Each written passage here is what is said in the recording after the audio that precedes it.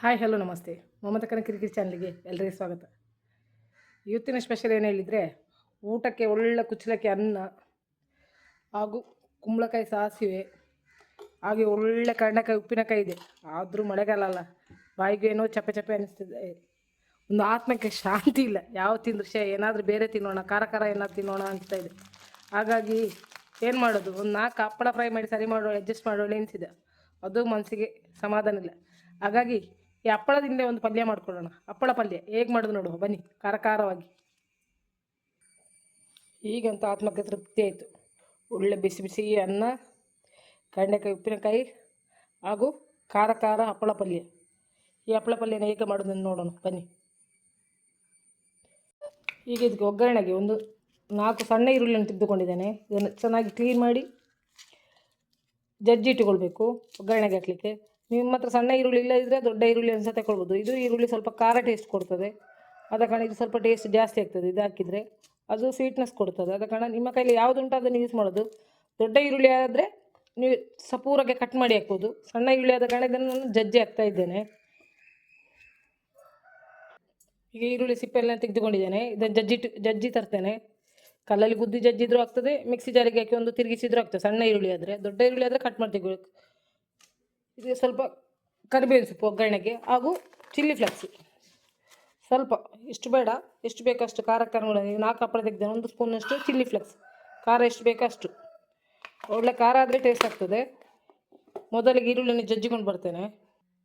ಈರುಳ್ಳಿಯನ್ನು ಜಜ್ಜಿ ರೆಡಿ ಮಾಡಿದ್ದೇನೆ. ಅದರ ಜೊತೆ 2 ಹೆಸರು ಬೆಳ್ಳುಳ್ಳಿ. ಇದು ಆಪ್ಷನಲ್, ನಿಮಗೆ ಇಷ್ಟ ಇದ್ದರೆ ಹಾಕ್ಬೋದು, ಇಲ್ಲದ್ರೆ ಸ್ಕಿಪ್ ಮಾಡ್ಬೋದು. ಈಗ ಒಗ್ಗರಣೆ ಹಾಕ್ಲಿಕ್ಕೆ ಒಂದು ಪ್ಯಾನ್ ಒಲೆ ಗ್ಯಾಸ್ ಮೇಲೆ ಇಟ್ಟಿದ್ದೇನೆ. ಹಪ್ಪಳ ಕಾಯಿಸಿದಲ್ಲಿ ಉಳಿದಂಥ ಸ್ವಲ್ಪ ಎಣ್ಣೆಯನ್ನು ಕೂಡ ಇದಕ್ಕೆ ಹಾಕಿದ್ದೇನೆ. ಅದರ ಜೊತೆಗೆ ಸ್ವಲ್ಪ ಎಣ್ಣೆಯನ್ನು ಹಾಕಿಕೊಳ್ಳೋಣ.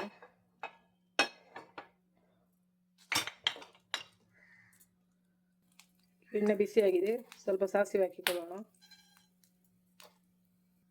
ಸಾಸಿವೆ ಸಿಡಿತಾ ಉಂಟು. ಈಗ ಸ್ವಲ್ಪ ಕರಿಬೇವಿನ ಸೊಪ್ಪನ್ನು ಹಾಕಿಕೊಳ್ಳೋಣ.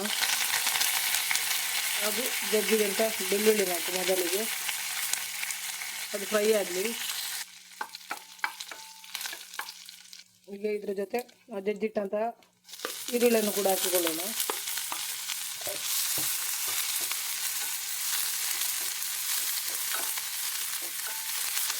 ದೊಡ್ಡ ಈರುಳ್ಳಿ ಆದರೆ ಸಪೂರ ಕಟ್ ಮಾಡಿ ಹಾಕಬೇಕು.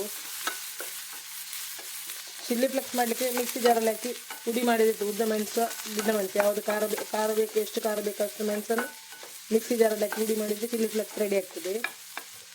ನನ್ನ ಹತ್ರ ಮಾಡಿದ್ದೇ ಉಂಟು, ಅದನ್ನೇ ಹಾಕಿಕೊಳ್ತಾ ಇದ್ದೇನೆ. ಈರುಳ್ಳಿ ಒಳ್ಳೆ ಕಂದು ಬಣ್ಣಕ್ಕೆ ತಿರುಗಬೇಕು, ಕರಚಬಾರ್ದು. ಸಿಮ್ಮಲ್ಲಿ ಫ್ರೈ ಮಾಡ್ತಾ ಇರಬೇಕು. ಸ್ವಲ್ಪ ಒಳ್ಳೆ ಕಂದು ಬಣ್ಣಕ್ಕೆ ಬಂದು ಒಳ್ಳೆ ಸ್ಮೆಲ್ ಬರಬೇಕು, ಅಲ್ಲಿವರೆಗೆ ಫ್ರೈ ಮಾಡಬೇಕು.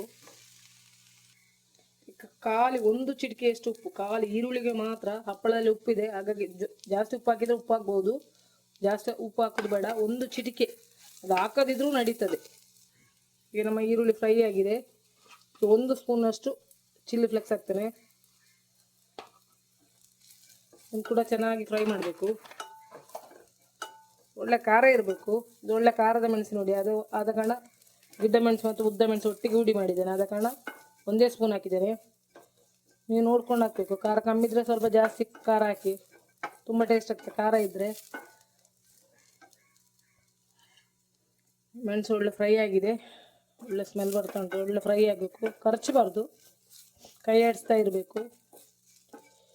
ಈಗ ಇದಕ್ಕೆ ನಮ್ಮ ಹಪ್ಪಳವನ್ನು ಹಾಕಿಕೊಳ್ಳೋಣ.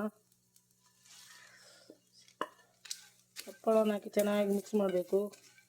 ಮಿಕ್ಸ್ ಮಾಡುವಾಗ ಮಲ್ಲ ಮಾಡಬೇಕು, ಇಲ್ಲದಿದ್ದರೆ ಹಪ್ಪಳ ಓಡಿ ಹೋಗ್ತದೆ, ಹೊರಗೆ ಓಡಿ ಹೋಗ್ತದೆ. ನೋಡಿ, ಈ ರೀತಿ ಚೆನ್ನಾಗಿ ಮಿಕ್ಸ್ ಆಗಬೇಕು. ಈಗ ನಮ್ಮ ಪಪ್ಪಡ ಚಮ್ಮಂದಿ ರೆಡಿಯಾಗಿದೆ. ಈಗ ಬಿಸಿ ಬಿಸಿ ಅನ್ನದ ಜೊತೆ ಗಂಜಿ ಜೊತೆ ಸವಿಲಿಕ್ಕೆ ಇದು ರೆಡಿಯಾ. ಈಗ ನಮ್ಮ ಪಪ್ಪಡ ಪಲ್ಯ ರೆಡಿಯಾಗಿದೆ. ಇದು ಸ್ವಲ್ಪ ಅರಿಶಿನ ಹುಡಿ ಹಾಕಿಕೊಳ್ಳೋಣ. ಕಲರ್ ಬರ್ತದೆ, ಯೆಲ್ಲೋ ಕಲರ್ ಬರ್ತದೆ. 1 ಚಿಟಿಕೆ ಅರಿಶಿನ ಹಾಕಿ ಚೆನ್ನಾಗಿ ಮಿಕ್ಸ್ ಮಾಡಿದ್ದೇನೆ. ಈಗ ನಮ್ಮ ಪಪ್ಪಡ ಪಲ್ಯ ರೆಡಿಯಾಗಿದೆ. ಬಿಸಿ ಬಿಸಿ ಗಂಜಿ ಜೊತೆ ಅಲ್ಲ ಯಾವುದೋ ಚಪ್ಪೆ ಸಾರು ಜೊತೆ ಈ ಪಲ್ಯ ಇದ್ದರೆ 1 ಬಟ್ಲು ಊಟ ಮಾಡ್ಬೋದು. ಗ್ಯಾಸ್ ಆಫ್ ಮಾಡ್ತೇನೆ.